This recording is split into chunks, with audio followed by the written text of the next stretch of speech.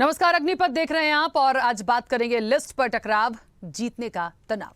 छत्तीसगढ़ में सत्ता परिवर्तन की आस में बीजेपी ने हर राजनीतिक चाल चल दी है। पीएम मोदी और अमित शाह के ताबड़तोड़ दौरों के बाद और प्रदेश प्रभारी ओम माथुर के अनुभव के सहारे 90 में से 85 सीटों पर भाजपा ने प्रत्याशियों की घोषणा कर पहले चरण में विजय प्राप्त कर ली है। ऐसा संगठन से जुड़े लोगों का दावा है। तभी तो प्रदेश भाजपा अध्यक्ष अरुण साव ने भाजपा की दूसरी सूची जारी होने के बाद इसे भाजपा की ऐतिहासिक बढ़त बताया है।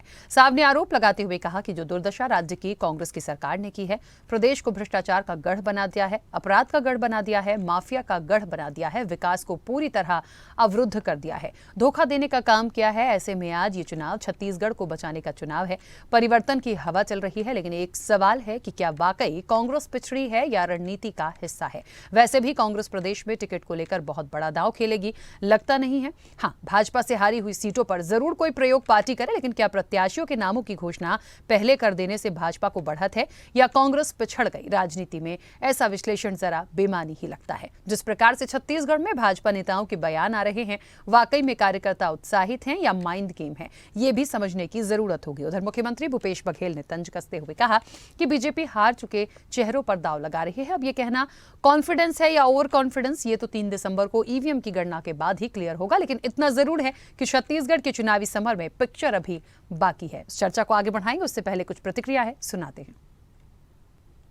पेच नहीं फंसा है, सारी प्रक्रिया में चल रहा है। एक साथ अब बहुत हाईकमान एक साथ करेंगे कि 2 किस्त में करेंगे, 3 किस्त। अभी भारतीय जनता पार्टी 2 किस्त जारी किया, फिर 5 सीट बचा ही है ना। कसडोल बचा है, पंडरिया बचा है, अंबिकापुर बचा है, बेलतरा बचा है।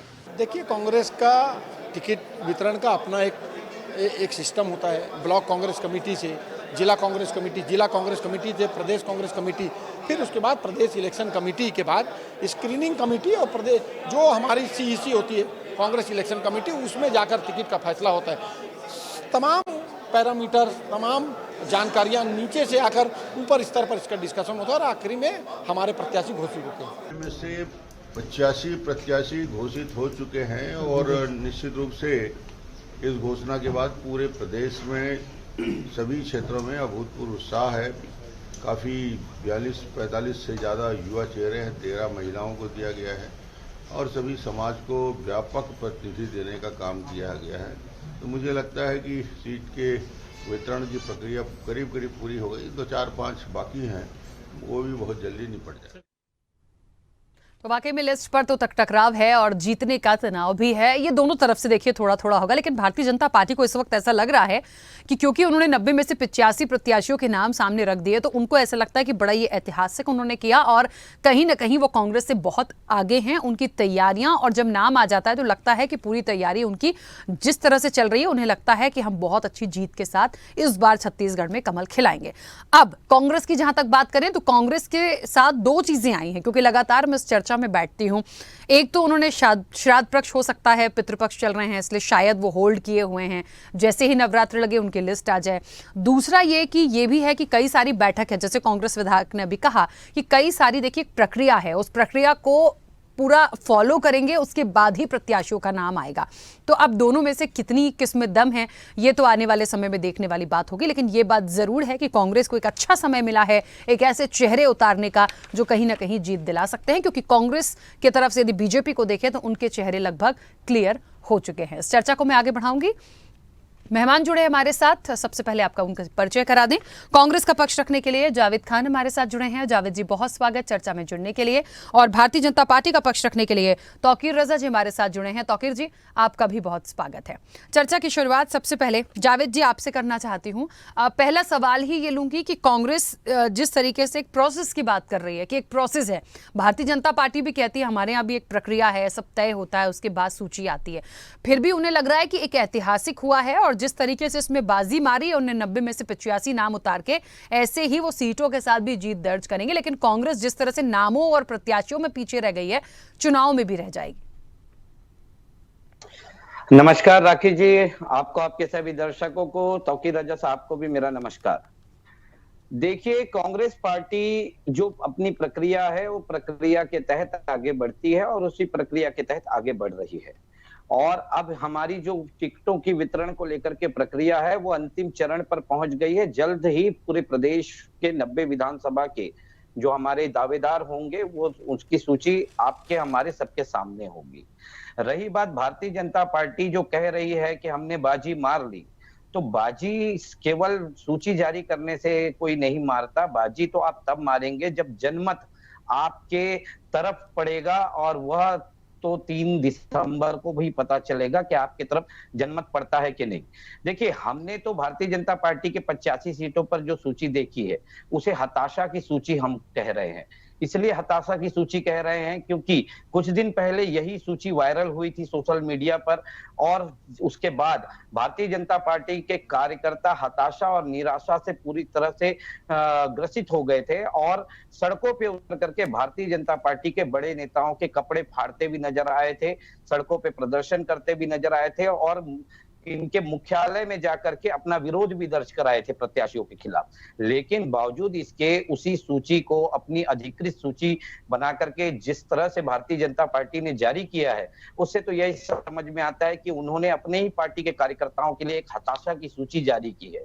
और यह इसलिए भी लगता है कि जो जिन्हें ये कहते हैं कि राजनीति का चाणक्य, पिछले 6 महीने से यदि आप देखेंगे तो वो छत्तीसगढ़ में डेरा डाले हुए थे, छत्तीसगढ़ से बस्तर सब तरफ घूम फिरने के बाद भी उन्हें नए चेहरे नहीं मिले। वो किसको मैदान में उतारे हैं? जिन्हें छत्तीसगढ़ की जनता ने 2018 में नकार दिया था। जो 2018 का चुनाव था भारतीय जनता पार्टी का, भारतीय जनता पार्टी बनाम छत्तीसगढ़ की जनता, और आज 2023 का चुनाव हम तो यह सोच रहे थे कि भारतीय जनता पार्टी बनाम कांग्रेस पार्टी होगा, लेकिन भारतीय जनता पार्टी ने स्वयं इस चुनाव को भारतीय जनता पार्टी बनाम फिर से प्रदेश की जनता कर दिया है। कोई नए चेहरे नहीं है, वही हारे हुए मंत्री हैं। आरोप जिनके ऊपर बड़े बड़े भ्रष्टाचार के आरोप है वो मंत्री हैं। अगर मैं बस्तर की बात करूं तो 3 पुराने मंत्रियों को इन्होंने लिया है, जिसमें महेश गागड़ा है, जिसमें केदार कश्यप है, और कोंडागांव से रही है सुश्री लता हुसैंडी है। केदार कश्यप के ऊपर पुस्तक वितरण में 35% के कमीशन खोरी का घोटाला है। उनके ऊपर उनके पीए के ऊपर कमीशन खोरी का घोटाला रहा है। उनके चरित्र को लेकर के जिस तरह से उनके पत्नी की जगह उनकी साली परीक्षा देती है, यह आरोप उनके ऊपर में है। महेश गागड़ा जी को अगर यदि आप देखेंगे जावेद जी, मुझे ऐसा लगता है भारतीय, बस एक छोटा सा सवाल, भारतीय जनता पार्टी का जो भी चेहरा आ गया है 85 लोगों का, वो एक तरफ है, कांग्रेस उन्हीं के अकॉर्डिंग अपने प्रत्याशी देगी या कांग्रेस भी टिकट काटने वाली है या उन्हीं को रिपीट कर देगी? क्योंकि जिताऊ तो देखते ही हैं, तो जिताऊ तो देख के ही टिकट देना पड़ती है। देखिए, वही चीज हमारे विधायक ने जो आपकी बाइट में कहा है, उसी चीज को कहा है कि हमारा ब्लॉक स्तर से प्रक्रिया शुरू होती है।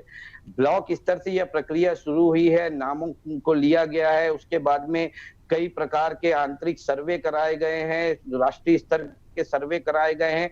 इन सब चीजों को देखते हुए जो हर सर्वे में निखर करके ऊपर आया है, बस वही नाम सामने आएंगे। हमने तो हमारी सूची का नाम भी दे दिया है, भरोसे की सूची। जिस सूची के ऊपर कांग्रेस से ज्यादा प्रदेश की जनता भरोसा करे, जिस कैंडिडेट के ऊपर कांग्रेस से ज्यादा प्रदेश की जनता भरोसा करे, उस प्रत्याशी को हम मैदान में उतारने वाले हैं। वो भरोसे का प्रत्याशी होगा। और इस बार जो हमने संकल्प लिया है 75 पार का, अब भारतीय जनता पार्टी के 85 टिकट आने घोषित होने के बाद, सीट घोषित होने के बाद, हम 75 नहीं, हम 80 पार जा रहे हैं। यह हमें आसानी से नजर आ रहा है। चलिए, अब 75 पार होगा या 80 पार होगा ये तो मुझे नहीं पता, लेकिन बड़ा कांटे का रोचक मुकाबला होगा। लेकिन एक बात और मैं बता दूं जावेद जी, भारतीय जनता पार्टी ने ये भी कहा है, क्योंकि मैंने कहा ना, मैं लगातार इन चर्चाओं में रोज बैठती हूँ और चुनावी चर्चा है, टिकट को लेकर बात होती, तो वो तो ये कह रहे हैं कि बाकी को तो छोड़ दीजिए, जब सूची आएगी भूपेश बघेल का टिकट कंफर्म है या वो भी नहीं है? ये बीजेपी की तरफ से सवाल आया कई बार। जी जी जी जी बिल्कुल। देखिए, हमारी पार्टी में लोकतांत्रिक पार्टी है, संवैधानिक पार्टी है, कोई अहंकारी पार्टी तो नहीं है कि कोई व्यक्ति ये बोलते, स्वयं भूपेश बघेल से लेकर के कोई भी व्यक्ति राष्ट्रीय स्तर तक ये बोलते कि मेरा टिकट कंफर्म है। भाई, जो प्रक्रिया है वो सबके लिए है। यह चीज को भारतीय जनता पार्टी को समझना चाहिए और स्वीकार करना चाहिए। इस पे तंज कसने की जरूरत नहीं है। इसमें यह देखना चाहिए किस तरह से मोदी जी और अमित शाह ने तानाशाह बना दिया है भारतीय जनता पार्टी को। आपके पास सबक लेना चाहिए इन्हें। ठीक है, चलिए, सबक लेना चाहिए कि एक प्रक्रिया के तहत गुजरे ताकि इनके कार्यकर्ताओं को इनके ऊपर विश्वास बना रहे, विश्वास जागे। ठीक है, चलिए तौकीर रजा जी अपनी बात भी रखिएगा। और एक छोटा सा सवाल है कि एक तरफ बात हो रही है 75 पार, एक तरफ बात हो रही है 80 पार। मुझे लग रहा है 90 में से 80 पार 75 पार, तो जो बाकी की जो गिनी चुनी है वो किसके पास जा रही है? ऐसा भी कुछ आकलन है क्या? देखिए, ऐसा है किस गलतफहमी में जीता है, पुराना शेर याद आ रहा है इनके ऊपर कि किस गलतफहमी में जीता है गुब्बारे वाला, वो हवाओं को पकड़ने का हुनर रखता है। तो ये स्थिति आज भूपेश बघेल की सरकार की और उनके चेले चमाटी और उनके साथी प्रवक्ताओं की वही हाल है। तो ऐसा है, देखिए अब ये जीत की बात करते कि हारे हुए कैंडिडेट्स को दिया गया। भूपेश बघेल को पटकनी जब दिए थे विजय बघेल जी, तब वो हारे हुए नहीं थे क्या? अरे भाई, हारने के बाद जीते भी है ना, तो जो हारा है तो इसका मतलब वो जीतेगा भी। तो ये अपनी गलतफहमी को थोड़ा सा अपने पास रखे जाए भाई, ये ऐसा नहीं है, थोड़ा सा आपको स्वीकार करना पड़ेगा। हमने प्रथम देखिए प्रथम जो इंप्रेशन जो करना चाहिए वो हमने कर लिया, हमने आगे बढ़ गए और हम लोग ने सबसे पहले प्रथम लिस्ट जारी करके और द्वितीय लिस्ट जारी करके हमने देखा जाए तो चुनाव का जो पहला प्रथम चरण के हिसाब से अगर पहला जो सिस्टम है हम उसको पार कर लिए और लोगों के बीच में जाग चला गया है कि इन्होंने इनको कैंडिडेट बनाया है। देखिए, विरोध तो किसी भी पार्टी में ऐसा नहीं कि इनकी पार्टी में विरोध नहीं है। रही बात कपड़ा फाड़ने की, मैं तो अभी तक नहीं देखा, ना किसी चैनल में देखा, ना आप भी बता दीजिएगा मेरे को वीडियो कोई ऐसा कि कपड़ा फाड़ा जा रहा है। ये तो सब ऐसा है कि इन लोग को बढ़ा चढ़ा के ट्रेन किया जाता है कि बताया जाए कि ऐसा बढ़ा चढ़ा के बताया जाए, सिर्फ झूठ बोला जाए, झूठा असल में क्या चेले उन्हीं के है ना, झूठा आडंबर फैलाकर, झूठे वादे कर खोखले वादे कर ये सरकार सत्ता में आई थी। लेकिन जनता ने अब मन बना लिया है उखाड़ फेंकने का, इससे ये बिल्कुल साफ क्लियर हो गया है। और ये बात करते हैं कि ये करेंगे 80 पार जाएंगे, अरे भाई तुम 90 पार भी जाके चले जाओगे भाई, 100 पार चले जाओगे बोल दोगे तुम। ऐसा है, पहले अपनी स्थिति देख लो, वहां की स्थिति क्या थी। आपने जो झूठे वादे किए थे उसके कारण से जनता ने आपको वोट दिया। शराबबंदी का वादा किया था, आधी आबादी से ज्यादा, देखिए मातृशक्ति, राखी जी आप भी मातृशक्ति हैं, देखिए आज 2 करोड़ 3 लाख आबादी में 1 करोड़ 3 लाख जो है वो मातृशक्ति है, महिला जो है वोटर्स है। अगर महिला वोटर ने ठान लिया तो उसको कौन रोक सकता बताइए आप। पिछली बार उन्होंने 11 से 12% वोट जो है कांग्रेसियों को दे दिया था, इसलिए कि शराबबंदी करेंगे। लेकिन इन्होंने आज तक नहीं, हम कर रहे हैं। अभी तक मैं जिन से बैठ रहा हूं हर बार ये बोला जाता था। अब तो खैर आचार संहिता लग गई, अब तो सवाल ही पैदा नहीं होता। अब ये क्या बहाना करेंगे, समिति पे समिति बनाते चले गए, शराबबंदी नहीं करे और महिलाओं ने इसी कारण से ठान लिया। देखिए आज महिलाओं के कारण, इस शराब के कारण इतना ज्यादा उनके साथ उत्पीड़न हो रहा है, अपराध हो रहे हैं कि आप कल्पना नहीं कर सकते। इसी कारण से उन्होंने ठाना था कि शराबबंदी अगर ये करते कि हम इनको वोट देंगे। तो ये तो खत्म हो गया, इनका एजेंडा खत्म हो गया। अब ये क्या किस वादे के साथ जाएंगे, किस झूठे वादे के साथ जाएंगे? जनता के बीच में जाइए ना, आपको समझ में आ जाएगा कि जनता क्या ठान के बैठी है। आपने उसके बाद क्या होता है, भ्रष्टाचार की बात करते हैं कि राहुल गांधी बोलते हैं कि मोहब्बत की दुकान, अरे उस मोहब्बत की दुकान को लगाने वालों को भ्रष्टाचार की दुकान छत्तीसगढ़ में नहीं दिखती। इतना बड़े घोटाले हो रहे हैं, इतनी बड़ी बड़ी दुकान लगा के रखे हैं, शराब घोटाला, कोयला घोटाला, रेत घोटाला, चावल घोटाला, गरीबों को चावल तक खा गए। अरे भाई, कोरोना काल में माननीय मोदी जी चावल देते रहे, उसमें भी 5 किलो अपनी जेब में भरते चले गए। अब लगे इन्होंने किसी को बख्शा है? और गरीबी हटाओ का नारा लगाने वाले अपनी जेब भर लिए, लेकिन गरीबी आज तक नहीं हटी। तो विकास की गंगा जो है माननीय हमारे डॉक्टर रमन सिंह जी की सरकार में 15 साल जो रही है, वही गंगा देखिए फिर से आज बहने की तैयारी में बैठी हुई। वो जनता फिर से तैयार है सर आंखों को उठाने के लिए और परिवर्तन करने का इन्होंने हमारी जनता ने बना लिया है। तो 2003 में भी यही परिवर्तन यात्रा जब निकली थी तो इस कांग्रेस की भ्रष्टाचारी सरकार को उखाड़ फेंकी थी जनता ने। तो वही स्थिति फिर से आ रही है और अगर जो गलत करेगा जनता किसी को नहीं रखने वाली, चाहे वो कोई भी सरकार हो, किसी भी सरकार हो, चाहे कांग्रेस हो या किसी भी सरकार हो। अगर गलत करेंगे जनता उखाड़ेगी, गलत वादा करेंगे या वादा खिलाफी करेंगे जनता आपको उखाड़ फेंकी। ठीक है, बीजेपी को ऐसा क्यों लगता है? वो सब के सब में से लगभग 70 से ऊपर विधायक, मैं गारंटी देता हूँ 70 से 70 ऊपर विधायक जीत के आ रहे हैं। ठीक है, हमारे बच्चे हैं, उसके बाद वही बता दूंगा। ठीक है, तौकीर रजा जी मुझे ये बताइए कि बीजेपी को ऐसा क्यों लगता है कि हमने 90 में से 85 नाम सामने ला दिए हैं, इसलिए हम जीत भी जाएंगे और ऐतिहासिक जीत होगी? मतलब प्रत्याशियों के डिक्लेरेशन के बाद ऐसा कॉन्फिडेंस है कि कुछ और है?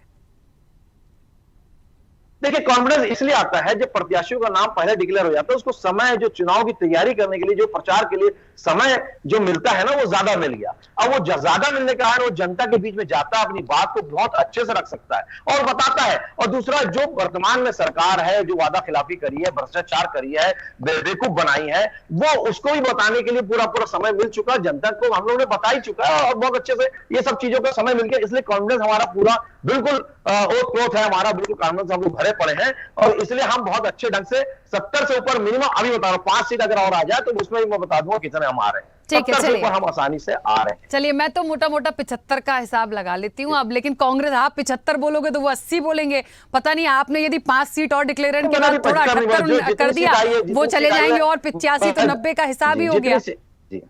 चलिए ठीक है जावेद जी, इनका कॉन्फिडेंस इसलिए है, आप अपनी बात रखिएगा मेरे सवाल के साथ, इनका कॉन्फिडेंस इसलिए है क्योंकि उनको लगता है कि पहले नाम डिक्लेयर करने से ये बहुत एक कहते हैं ना कि एक है ऐसी बात की तैयारी के लिए टाइम मिलता है और फिर उनको लगता है उनकी उस तरह से तैयारी है। तो क्या कांग्रेस का कहीं ये वो तो नहीं है ओवर कॉन्फिडेंस कि अरे हम तो आराम से लिस्ट लाएंगे, हमें तो जीतना ही है, तो फिर ओवर कॉन्फिडेंस में कई बार दिक्कत भी हो जाती, कुछ ऐसा तो नहीं है? देखिए राखी जी, जब ये जल्दी की बात कर रहे हैं और उन्हीं चेहरों को, जो हारे हुए पीटे हुए चेहरे हैं, उन्हीं को मौका देना था, तो 4-6 महीना 8 महीना साल भर पहले ही जारी कर देते तो उनको और समय मिल जाता, इतना समय मिल जाता कि वो घर घर तक पहुंच जाते। तो इनको तो उतना पहले जारी कर देना चाहिए था।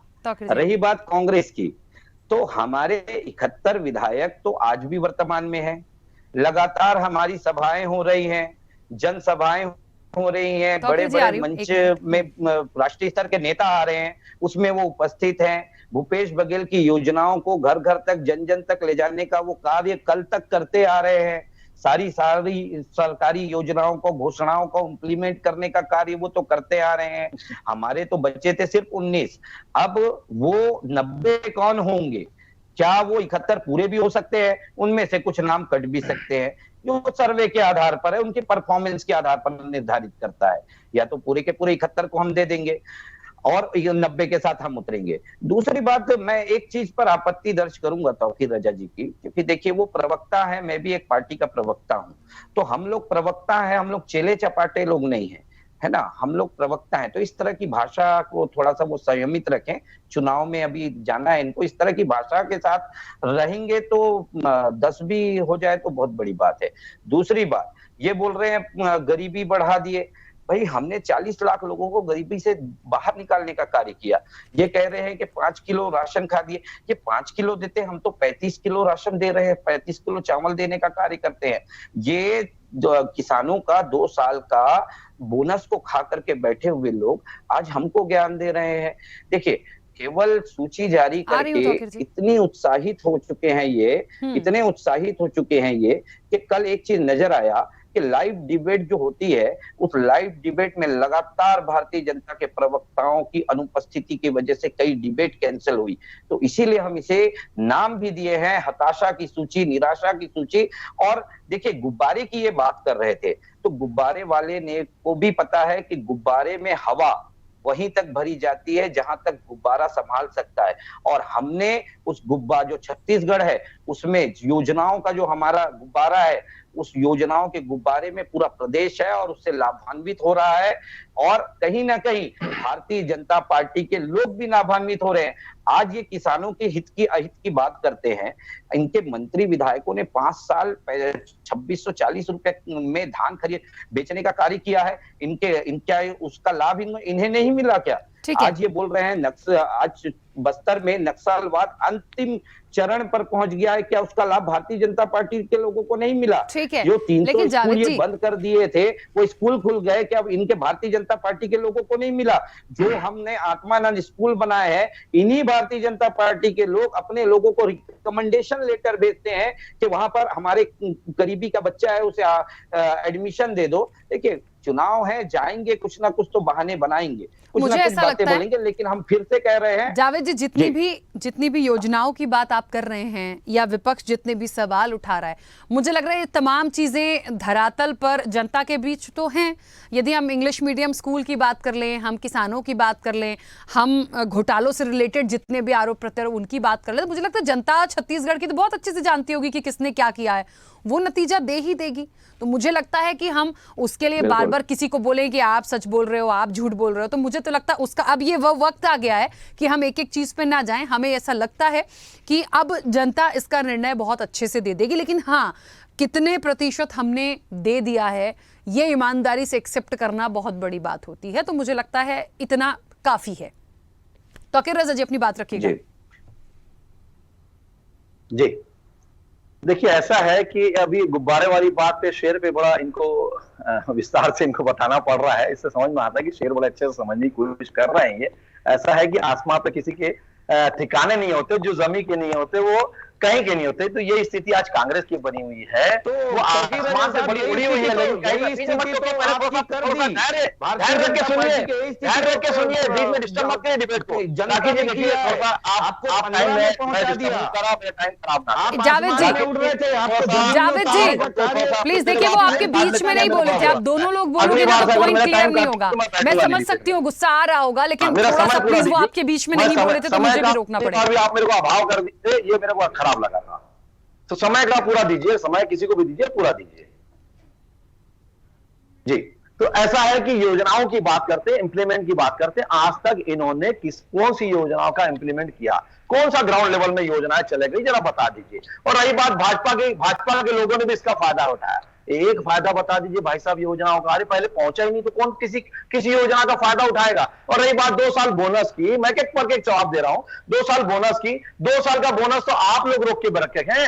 आपके मुख्यमंत्री भी ये बोलते रहते हैं और क्या धान हम खरीदी कर रहे हैं। भाई धान की खरीदी का पैसा पूरा केंद्र सरकार आपको चावल के रूप में दे रहा है, लेकिन बोलते हैं कि उन्होंने वो एक भी पैसा खर्चा नहीं कर रहा है, हम पूरा खरीद रहे हैं। पैसा खरीदने वाला वो आपको सिस्टम एजेंसी बना के रखा है, लेकिन बता का क्या रहे हैं कि पैसा भी हम लगा रहे हैं, खरीद भी हम रहे हैं और सारे सिस्टम को हम चला रहे हैं। अरे भाई झूठ बोलने की भी एक हद होती है। योजनाओं की बात करें तो आप बताइए, जल जीवन मिशन के तहत सारे हर घर जल की बात कर रहे थे, हर घर जल पहुंचाना था। क्या कर दिया आज आप देखिए कई जगह भ्रष्टाचार उजागर हुए हैं। गड्ढे खोद दिए गए, पाइपलाइन में बिछाई गई और उसका पैसा ले लिया गया। गड्ढे खोद दिए गए, पाइपलाइन बिछाई गई जहां पर उसको आज तक ढाका नहीं गया। अरे भाई आप कितना भ्रष्टाचार करना चाहते हैं? कोई तो जगह छोड़िए भाई, शर्म करिए। स्वास्थ्य के जैसे जगह में आप खिलवाड़ कर रहे हैं, स्वास्थ्य की योजनाओं के साथ खिलवाड़ कर रहे हैं, स्वास्थ्य जैसी जगह में आप नहीं छोड़ रहे हैं और आप बात करते हैं। अरे भाई कौन सी योजना का? ठीक है, चलिए जावेद जी और तौकीर रजा जी, क्योंकि समय की सीमा है, मुझे रोकना होगा। जावेद जी वापस नहीं आ पाऊंगी, समय हो गया है और लगातार चर्चाएं हमारी जारी रहेंगी। फिलहाल आप दोनों का बहुत शुक्रिया, फिर दोबारा इस चर्चा में बैठेंगे। लिस्ट पर टकराव है, जीतने का तनाव है। देखिए इलेक्शन है छत्तीसगढ़ में, ये तमाम तस्वीरें हमें और आपको देखने के लिए मिलेंगी। इंतजार कांग्रेस की सूची का है कि वो कब आती है, कौन से वो चेहरे हैं जो भारतीय जनता पार्टी के सामने होंगे और आने वाले समय में जनता जो है वो किस तरह से निर्णय अपना ले रही है, योजनाओं पर, विकास पर या फिर कुछ और। इस चर्चा में इतना ही, दीजिए इजाजत, नमस्कार।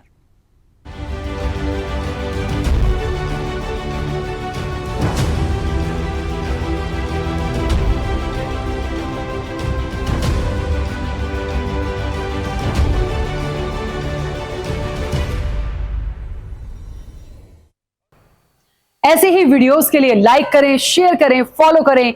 YouTube पर जाकर सब्सक्राइब कर बेल आइकन दबाना ना भूलें और ताजा अपडेट्स के लिए स्वदेशलाइव.com पर जरूर जाएं।